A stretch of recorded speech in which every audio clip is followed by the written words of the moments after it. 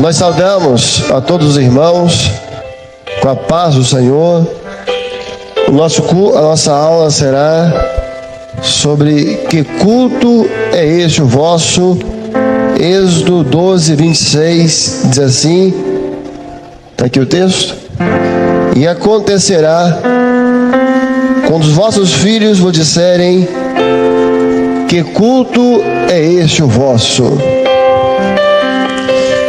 Nessa palavra, o Senhor Jesus, nessa palavra, o Senhor já advertiu a Israel e ao seu povo que o culto seria motivo de perguntas, de questionamento. Quando vos perguntarem, que culto é este o vosso? E as pessoas têm questionamentos. Por que no vosso culto não se pede oferta? Por que não se anuncia o nome do pastor? Por que começa clamando pelo sangue de Jesus? Então o Senhor estava preparando o seu povo para responder e ter respostas. Outra observação importante é que ele fala dos filhos. Quando os vossos filhos vos perguntarem. Porque o culto é uma herança que nós vamos passar para os nossos filhos. Nós estamos passando. O Senhor queria dizer que, Israel, vocês vão ensinar o culto aos vossos filhos. Dizer ele o porquê de cada ato do culto. O culto é uma herança que nós vamos deixar para os nossos filhos e para aqueles que estão sendo gerados do Senhor. O culto que o Senhor nos deu, o culto que o Senhor revelou a esta obra, é uma herança do Senhor. O que nós vamos ver nessa aula é que esse culto foi o culto da saída. Israel estava saindo. Era a sua última noite no Egito e ia partir. Então o Senhor revela o culto da saída. O Senhor revela todas as características e atos do culto da saída, todos os detalhes. A igreja vive o momento da saída. Nós estamos partindo. Nós estamos indo para o nosso lar celestial. Jerusalém nos espera. As suas portas já estão abertas, como João viu no Apocalipse. E as suas portas nunca se fecham. E para aquele momento da saída, Deus revelou o culto. Ou seja, outro princípio bíblico: o culto é revelado. O culto não é uma convenção de pessoas que eu acho, não, o culto, todo esse culto foi revelado.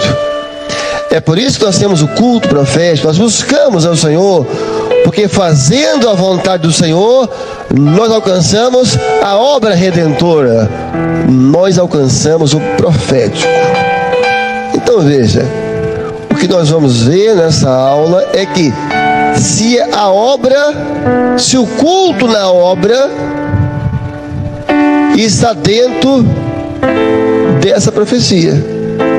Então, Israel estava saindo, o Senhor revela, o culto vai ser assim: sangue do cordeiro nos umbrais, todos, a família reunida, o cordeiro à mesa, todos se alimentando do cordeiro, pães asmos, ervas amargosas, lombos cingidos, cajado na mão, pés calçados. Este é o culto do Senhor. Então o que nós iremos ver é o seguinte: o culto da obra está dentro dessa profecia. O culto da partida. A primeira pergunta para as classes: nesse culto tinha sangue? Sim ou não? Alguma dúvida? Nesse culto tinha sangue? Sim ou não? No culto da obra tem sangue? Sim ou não? Qual foi o primeiro ato desse culto? Passa sangue nos umbrais da porta. Qual é o primeiro ato do culto da obra? Nós ajoelhamos e clamamos: há poder no sangue de Jesus, e o Senhor liberta o seu povo. Então nós começamos o culto clamando pelo sangue de Jesus, é profético. Isso é profecia. Quando o obreiro sauda a igreja com a paz do Senhor, e nós somos convidados a nos ajoelhar diante do Senhor e a clamar pelo sangue de Jesus, nós estamos debaixo de uma profecia. Então, quando alguém vos perguntar: que culto é este o vosso? Que começa clamando, isso é uma profecia de uma igreja que está saindo. Ela vai partir porque Jerusalém está aguardando a igreja. Nós temos uma reunião marcada com o Senhor na eternidade. Rogo-vos, pois, irmãos, pelo Senhor Jesus Cristo e pela nossa reunião com Ele no céu. O Senhor vai reunir a igreja na eternidade para um momento de grande glorificação ao Senhor. Agora, por que tinha o sangue? Para proteção. Na verdade, se os irmãos forem olhar toda a palavra, não tem culto sem sangue. Todos os cultos na palavra teve sangue. Não tem culto sem o sangue. Qual é o perigo? O que tem acontecido? Alguns irmãos têm transformado o clamor pelo sangue de Jesus em uma coisa automática, mecânica, sem nenhum sentimento, sem nenhum automático. Não. O clamor é um momento de confissão. O clamor é onde você expressa dependência. Não pode ser uma coisa automática. Tem irmãos que já há muitos anos vivem o clamor pelo sangue de forma automática. Aí alguém vem com a pergunta, você: isso é verdade. Por quê? Porque você não está vivendo a experiência. Veja, a doutrina da palavra, o sangue de Jesus é uma doutrina bíblica. Clamar pelo sangue de Jesus é a prática dessa doutrina. Então, quando há no clamor um sentimento de confissão, de dependência, há ali uma libertação do Senhor. Porque quando eles colocaram sangue, era para perdão de pecados e para proteção. Sangue é perdão e proteção. Quando nós clamamos pelo sangue de Jesus no começo do culto, o culto está protegido, porque os umbrais do Cordeiro estão na porta. O mal não vai entrar, mas a vida vai estar reinando. Agora, nesse trabalho de dezembro, de evangelização de dezembro, entrou um senhor na igreja no interior de São Paulo. Ele perdeu a visão dele há 8 meses. Há 8 meses ele não enxergava. Durante o culto, o Senhor abriu os olhos dele. Ele foi curado da cegueira e voltou a enxergar. Porque no culto a vida está reinando. Porque o poder do sangue de Jesus abre a porta para que entre uma operação do Senhor. Outra pergunta para a classe: quem era o centro deste culto? Quem era o centro deste culto? O Cordeiro. Porque estavam todos assentados à mesa, a família e o Cordeiro à mesa. Jesus é o centro do culto. Todo culto é para Ele, porque a Ele a glória da igreja. O homem não pode ser o centro do culto, a obra criadora não pode ser o centro do culto. Por isso que essa é a experiência dessa obra. Por isso o pastor, quando está pregando, ele não fica: não porque eu fiz um jejum, porque eu fui arrebatado, não porque o Senhor me deu uma experiência, não porque um anjo apareceu a mim. Não, ele até conta a experiência dele, mas com o irmão. Porque o Cordeiro é o centro, porque a glória do Senhor. É quando Paulo, quando foi arrebatado ao terceiro céu, foi Paulo que foi arrebatado. Mas quando ele escreve aqui de Coríntios, conheço o homem, ele não fala que foi ele, conheço o homem, se no corpo ou fora do corpo, eu não sei, que esteve no terceiro céu, no paraíso. Então, o pregador, ele não traz para ele, o pregador não é o centro do culto. Ele não fica: não, porque eu tenho um filho chamado Rafael, não, porque da minha empresa de engenharia. Aí acaba o culto, a pessoa sabe a profissão do pregador, sabe que ele fala 3 idiomas, que já morou na Europa, o nome do filho dele, da esposa. Não. Quanto menos ele souber do pregador e mais do Senhor vai ser glorificado. É como o cego de nascença, quando encontrou com os religiosos do templo: olha, quem te curou? Olha, da onde ele é eu não sei. Eu sei, eu era cego e agora eu vejo. Olha, quem cantou, quem pregou, eu não sei. Eu sei que Deus falou ao meu coração. Hoje nós temos no mundo evangélico um culto que está deformado, onde o homem é o centro, o cantor é o centro, o profeta é o centro. Um culto onde o púlpito virou um palco, a igreja virou um teatro, é um show. A igreja, os membros são espectadores, não. O culto revelado, só o Cordeiro é digno de toda a glorificação. E essa é a marca do culto na obra. O culto do Mineirão, 100 mil pessoas no Mineirão. E um pastor de outra igreja falou assim: olha, estou impressionado. Não foi anunciado o nome do pastor que pregou, o pastor que fez a abertura. Não foi anunciado o nome da irmã que deu a palavra. O único nome que foi anunciado foi do Senhor Jesus. Agora nós temos o culto de 47 anos da obra. Nenhum nome foi anunciado, a não ser o nome poderoso e glorioso e majestoso do Senhor Jesus. Porque só o Cordeiro é digno. Por isso, meus irmãos, o culto é um ato de fé. Quando você deixa a sua casa, seu trabalho, pega o ônibus, você não sabe quem vai pregar, você não sabe quem vai cantar, mas você sabe, o Senhor vai estar lá.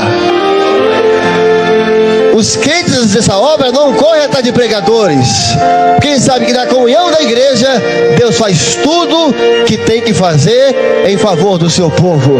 Não valorize o homem, valorize o culto. Não valorize o pregador, valorize a mensagem. Não valorize o cantor, valorize o louvor. Não valorize o profeta, valorize o dom espiritual, porque o dom é Deus falando com a sua igreja. Nós não precisamos de grandes pregadores. Nós só precisamos de estar na comunhão com o Senhor. A igreja da comunhão, ela tem acesso a todas as riquezas da glória de Deus. Ela está em comunhão, ela está se alimentando do Cordeiro. A mensagem pode ser simples, mas o milagre vai acontecer. O irmão vai se quebrantar, o outro vai ser curado, porque na comunhão toda a graça de Deus está à disposição da igreja. Agora veja, tinha pão aqui? Tinha pão. Pão é a palavra. O culto tem que ter a palavra. Nós temos hoje um tipo de culto no meio evangélico que a palavra foi tirada, é só louvor. Eles chamam de um show e tal. Não tem mensagem, é só louvor. O louvor é uma maravilha, mas você não pode tirar a palavra. Então aqui tinha pão? Tinha, no culto tem que ter a palavra. Mas que tipo de pão que tinha? Pães asmos. Pães asmos. Pão asmo é pão sem fermento. Então no culto não pode ser uma mensagem fermentada, teatral. Quais são os fermentos usados nos cultos hoje? A autoajuda é um fermento. No lugar de pegar a palavra, a pessoa começa a usar a Bíblia para autoajuda. Diga, eu posso. Aí você diz, eu posso. Diga, eu vou ser rico. Eu vou ser rico. Acredite nos seus sonhos. Você vai ser um vencedor.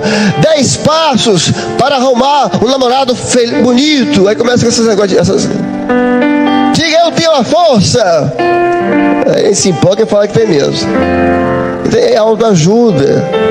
Usar psicologia, superstição, fermento, materializar a fé. Então você vem, você vai levar um objeto para casa, isso é fermento. A palavra de Deus é perfeita. A palavra revelada é pães asmos. Não tem que ter superstição, motivação, apelo emocional, autoajuda. Não, pega a palavra, porque Deus faz a sua obra pela palavra. Você está pregando? Está pegando no Espírito? Deus está operando. Essa coisa do pregador ter que se esforçar, isso é fermento. Você vê no público que está se esforçando para fazer a igreja glorificar, ele está suando. Isso é esforço humano. Quando você pega a mensagem revelada, você não faz força, porque é o Espírito Santo que quebranta, é o Espírito Santo que visita. Um pregador que quer ser popular, ele tenta tocar nas emoções das pessoas. Um pregador espiritual, ele tenta alcançar a vontade de Deus. O pregador que quer se mostrar inteligente, ele suscita louvor para si. Mas o pregador espiritual, ele suscita louvor para Deus. Quando acaba o culto, a ovelha fala assim, ou o visitante: mas que pastor inteligente, hein? Esse pastor é fenomenal. Você viu? Ele fala 3 línguas. Olha, esse pastor. Quem foi o centro do culto? Agora, quando ele acaba o culto, olha, Deus falou comigo pela palavra. Olha, cantou louvor lá e eu fui às lágrimas. Quem pregou? Eu nem sei, era um gordinho assim, nem sei quem ele não, olha. Mas na mensagem, Deus visitou meu coração. Esse é o culto onde o Senhor é o centro e o Senhor está sendo glorificado. Pega a sua palavra. Aqui tem primeiro período. Muitos um dia vão ser obreiros já. Pega a palavra. A palavra nos basta. Você não tem que ter técnica em teologia. Não. Um pastor estava entregando a mensagem na igreja dele. Tinha irmã com câncer, em estado terminal. E ela fez um pedido à família. Ela queria assistir o último culto dela na igreja. Meus irmãos, o servo fiel, ele ama o culto, ele ama os atos do Senhor. Olha que pedido nobre. Assim, olha, ela viu que tinha só dias ou semanas. Eu quero meu último culto na igreja. Ela não tinha nem como ficar, ela nem ficava em pé mais. Teve que tomar morfina para poder suportar o culto. Morfina. Não, mas eu quero ir. Foi. Nós amamos a casa do Senhor. Nós amamos. Ela chegou, assistiu o culto na cadeirinha de roda dela, magrinha já. O pastor contou que durante o culto ela deu como fosse um grito, um gemido alto. Pastor, a igreja compreendeu, né, a situação. Depois do culto ela procurou o pastor. Pastor, eu queria pedir desculpa. Eu sei que eu atrapalhei o culto, eu falei um pouco alto, gritei ali. É porque eu senti uma mão entrando dentro de mim. E ele pegou em alguma coisa e puxou, como que arrancando. Quando ele puxou, deu um grito de dor, mas depois de um alívio maravilhoso. Depois daquele dia, o apetite dela voltou ao apetite. Ela voltou a pegar peso, voltou a ficar em pé, voltou a andar, fez o exame, ela foi curada pelo Senhor. Nós pregamos e Deus faz a sua obra, e o Senhor é glorificado. Veja nesse culto, esse culto é o culto da obra. Cajado na mão. O cajado fala de quê? Da direção do pastor. O pastor usa o cajado para apacentar, para conduzir o rebanho. O cajado é a direção do Senhor. Então, por isso nós temos o culto profético. O culto profético é cajado na mão. Senhor, quem vai entrar hoje? Qual é a direção? Senhor, o que o Senhor quer operar nessa noite? É cajado na mão, Senhor. Dependência. O pastor, Senhor, o que eu vou pregar hoje? Vou pregar hoje.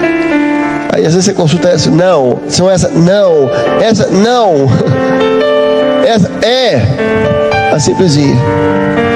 Aí você prega e tudo o que ele tem que fazer, ele faz, porque Deus opera na obediência. Então é cajado na mão, é dependência. Não vamos cantar esse louvor, esse não, Senhor. O grupo louvor vai cantar, Senhor, qual louvor para hoje? Aí o Senhor fala, é o culto que vem da mente do Senhor. Às vezes o Senhor revela, era um culto, um diácono que pregou lá daí, e o Senhor deu uma revelação, ele pregou a mensagem de 5 minutos. Aquele texto de Jó, de 6 angústias o Senhor te livrará, e a 7ª não chegará a ti. A 7ª não vai nem chegar em você. 6 vão te atingir e o Senhor vai te livrar. A 7ª não vai nem chegar. Então o taxista tinha sido assaltado. Na hora que ele estava no matagal, ele tentou fugir, o assaltante deu 6 tiros nele. Quando deu o 7º, a arma machucou, porque tinha acabado. Quando ele leu o texto, começou a pregar, o taxista começou a chorar, porque ele entendeu, de 6, o Senhor vai te livrar. Dos 6 tiros que ele levou, Deus o livrou. O 7º nem chegou, porque a bala acabou. Eu fui orar por ele, o diácono pregou, eu fui orar por ele, falei, pastor, Deus falou comigo. Eu sou esse homem, e contou a experiência dele. Há uns 4 seminários atrás, eu encontrei com ele aqui no Manaim, estava fazendo principiante, e tinha sido batizado com o Espírito Santo. Uma mensagem de 5 minutos, mas na direção do Espírito, na comunhão. Meus irmãos, quando a igreja está na comunhão, o que Deus pode fazer é indescritível. Você vê aqui o irmão chorando, outro está sendo liberto, o outro foi curado, o outro foi batizado. É o Senhor passeando no meio da igreja. É comunhão. Deus não é refém de homens. Deus não é refém de homens. Ele só precisa de uma igreja na comunhão. A igreja na comunhão, o que Deus pode fazer é maravilhoso. Botar um grupinho de 10 pessoas ali, 10 pessoas, está na comunhão, o anjo entra, o milagre acontece, o Senhor quebranta, porque a glória é do Senhor. Aqui está os 3 fundamentos do culto, em toda a palavra, os 3 fundamentos: o sangue, o cordeiro e a palavra. Em todo o Velho Testamento não tinha culto sem sangue, sem cordeiro e sem a palavra. Pode olhar toda a Bíblia, todo culto tinha sangue, todo culto tinha um sacrifício de um cordeiro, e todo culto estava debaixo da palavra, pão. No Novo Testamento, esses são os 3 fundamentos do culto: o cordeiro, o sangue, o cordeiro e o pão. Quais são os 3 fundamentos do culto no Novo Testamento? O Espírito Santo, que é o sangue, Jesus, que é o cordeiro, e a palavra. Nós somos elementos do culto, mas eles são os fundamentos do culto. Pode pôr aqui os fundamentos, por favor. Aqui, ó. O sangue é o Espírito Santo, o cordeiro é Jesus. Ou seja, todo culto é para Jesus. Tudo que é feito no culto é feito pelo Espírito Santo, e todo culto está dentro da palavra de Deus. Guarde uma coisa: nós somos elementos. O pastor, o pregador, o instrumentista, o profeta, nós somos só elementos. Mas o Pai, o Filho e o Espírito Santo, eles são os fundamentos. Se eu não estiver no culto e pegar o diácono, o culto vai ser uma bênção do mesmo jeito. Se o bom instrumentista não estiver no culto e eu tocar, o Senhor vai operar. Mas se Jesus não tiver, o culto não vai ser uma bênção. Se o Espírito Santo não operar, não vai ter uma bênção. Se o culto não for na palavra, porque tudo que Deus faz é pela sua palavra, é Deus. Aqui estão os fundamentos. Jesus é o poder do culto. Não é o grande pregador, pregador eloquente que grita, não. Jesus é o poder do culto. A presença de Jesus é o poder do culto. Se Jesus está presente, não há mais limites. pode estar cantando desafinado. Paulo e Silas cantando, todas as prisões se abriram. 2 homens cantando, mas Jesus estava presente, e Jesus é o poder do culto. Todas as prisões se abriram.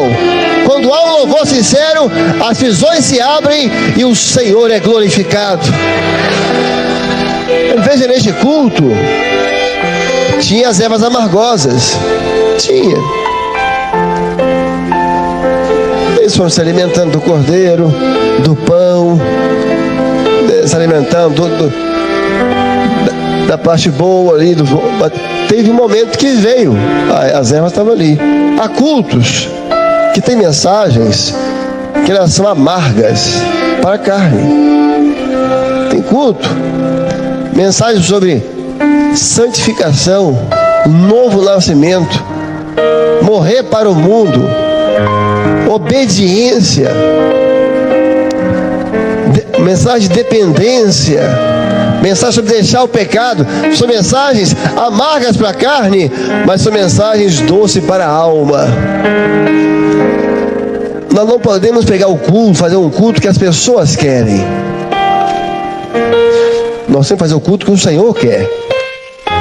Mas hoje existe um mercado evangélico. Hoje o evangelho virou um mercado. Não, vamos fazer o culto para encher a igreja. Você vai inchar a igreja. Você tem igreja inchada e igreja que está crescendo, é diferente. Tem um culto que as pessoas querem, da prosperidade, e tem o culto que o Senhor quer. E o culto que o Senhor quer está debaixo de uma profecia. É isso aqui. Um pregador, um grande servo de Deus, de outro século, que pertenceu ao período da igreja chamada Filadélfia. Ele fez um manual que é muito interessante. Pessoal, como pregar para ninguém se converter e para você encher a sua igreja. Ele pegou e fez um manual. Vale a pena, fez um manual. Como pregar para ninguém se converter e você encher a sua igreja. Os irmãos querem esse manual? Ele falou assim: pregue que Deus é tão bom, que Ele não vai mandar ninguém para o inferno. Nunca pregue contra o pecado. Nunca pregue sobre santificação. Nunca diga nada que vai incomodar a consciência do homem. Pregue preocupado com a sua fama de bom pregador. Ninguém vai se converter, mas você vai encher a sua igreja. Não. O culto, muitas vezes, ele vai te contrariar, mas ele vai te salvar. Muitas vezes você queria um tipo de culto, vai ser outro, mas naquela porção o Senhor está te libertando. Vou fazer uma pergunta para os irmãos que já, né? No culto tinha fogo? Nesse culto aqui teve fogo? Sim ou não? Era cordeiro assado no fogo. Se irmãos forem ver, em todo culto tinha fogo. Só no tabernáculo você tinha fogo. No altar do holocausto, no candelabro, no altar de incenso. Período dos patriarcas, faziam o altar de pedras, botavam o cordeiro e fogo. No Pentecostes, línguas de fogo. O culto do Senhor tem fogo. É a operação do poder do Espírito Santo, mas com equilíbrio. O fogo era no altar. O que acontece com o corpo? A igreja é o corpo de Cristo. A igreja é o corpo de Cristo.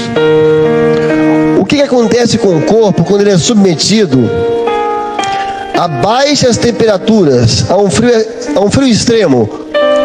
O corpo começa a perder membros. O corpo perde membros, porque começando nas extremidades, que o sangue para de circular nos dedos, na mão, nos pés. Dependendo do tempo que ficar, tem que amputar a mão, amputar a perna, amputar uma mão, um dedo, amputar o pé. Uma igreja fria, ela perde membros.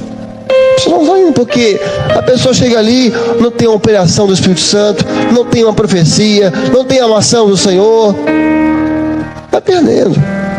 Mas uma igreja onde tem profecia, onde Deus está falando, onde o Senhor visita, onde há quebrantamento, onde há unção, louvor, onde a mensagem é revelada, a palavra atrai a alma perdida, ela cresce. Que é uma coisa interessante? Livro de Esther. Amã era inimigo do povo de Israel, queria matar o povo de Israel. Como é que, símbolo do adversário, está a igreja. Como é que foi, o que matou Amã? Como é que foi a morte dele? Numa forca de 50 côvados. 50 côvados. 50 fala de quê? Pentecostes. Então o inimigo morreu aqui, numa forca de 50 côvados. Ou seja, as operações do Pentecostes é que mata o adversário. Ele não aguenta, uma vez que tem línguas, tem profecia, pessoas se convertendo, sendo curada, mensagem revelada, louvor no Espírito, bom testemunho, glorificação. A operação de Pentecostes está ali. Amã vai morrer, mas o rei vai ficar vivo. Olha que coisa interessante em relação a este culto. O culto aqui, este culto, mudou o calendário. Você fala assim: fareis o culto, venha ter o culto, e amanhã será para vós o primeiro dia do ano. Até ali Israel vivia o calendário do Egito. Neste culto, se vão fazer o culto hoje, amanhã começa um novo calendário. Amanhã vai ser o primeiro dia do ano. Sabe por quê? Porque no culto Deus muda o calendário do homem. No culto, Deus muda a história do homem. É no culto que começa a ser escrito a história do novo nascimento. No culto você entra de um jeito e sai de outro, porque Deus não despede o homem vazio.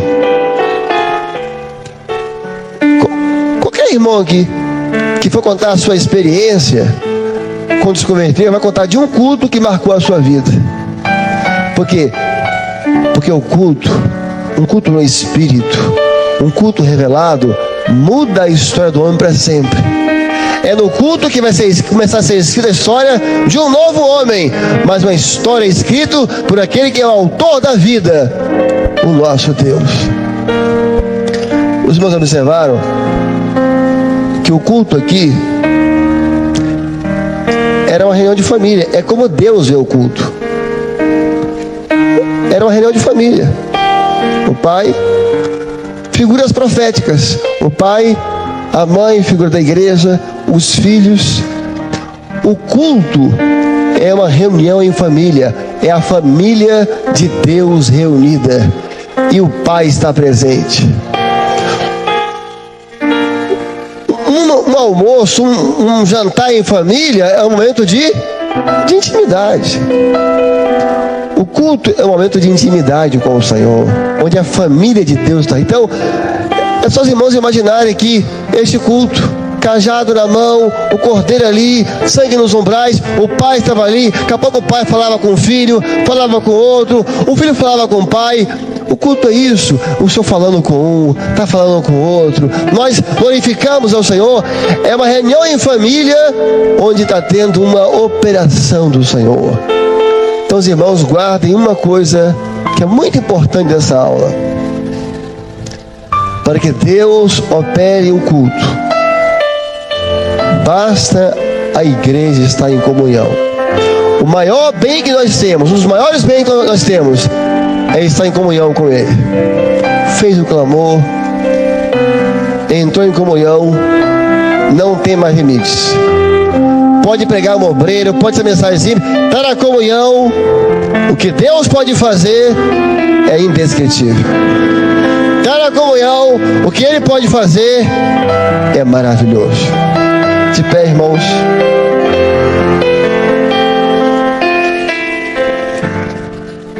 O que Deus pode fazer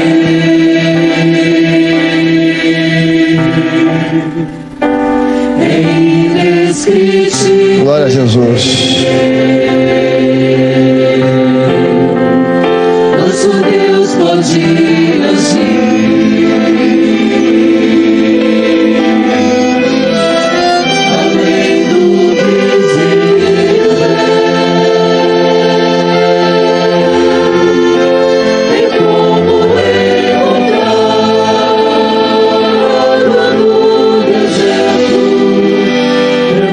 Yeah.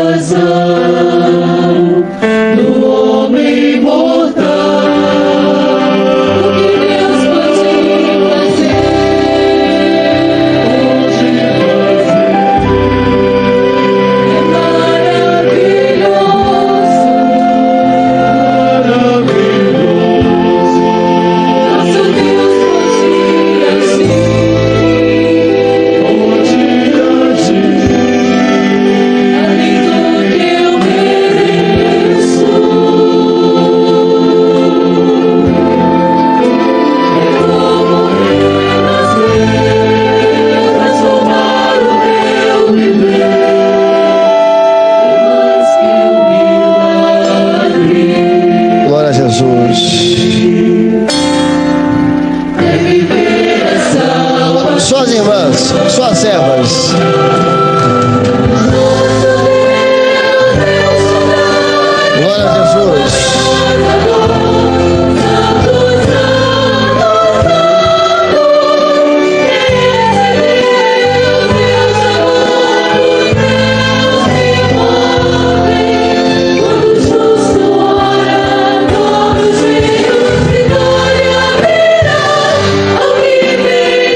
Glória a Jesus. Todos juntos, toda a classe. Veremicadra la handra la outra raicei. Maralandra la handa será cara do hobby a raicei. Nosso Deus pode agir. Além do visível, é como encontrar água no deserto, é mais que a razão. Glória a Jesus.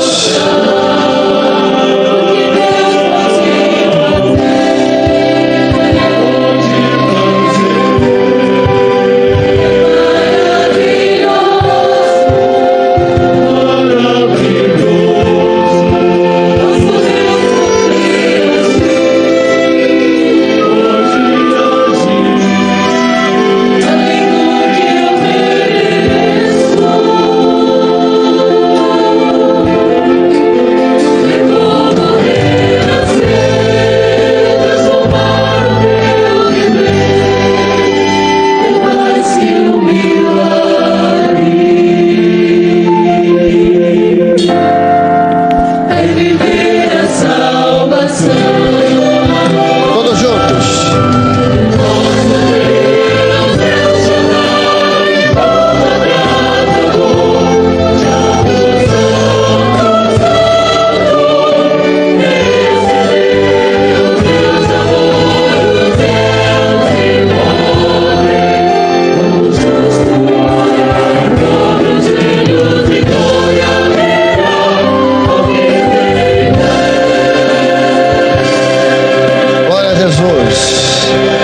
Glória a Jesus.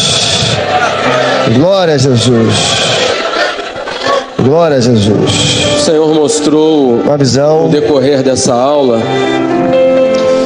que um varão passeava no meio de toda a classe. Glória a Jesus. Era uma classe única. A distância não havia entre nós, porque o Senhor juntava todos que estão recebendo a aula. E ele passeava no nosso meio com um cetro. Na ponta daquele cetro havia fogo. E ele ia tocando em cada coração.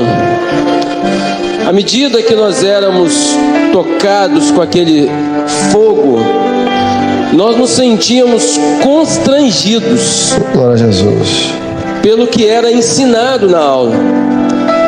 E eu podia ouvir alguns que diziam: eu vou melhorar a minha participação no culto. Glória a Jesus. Te glorificamos, Senhor, porque o culto é uma herança do Senhor. O culto é nosso encontro com o nosso Deus. É um momento rico em bênçãos. Te adoramos em nome de Jesus.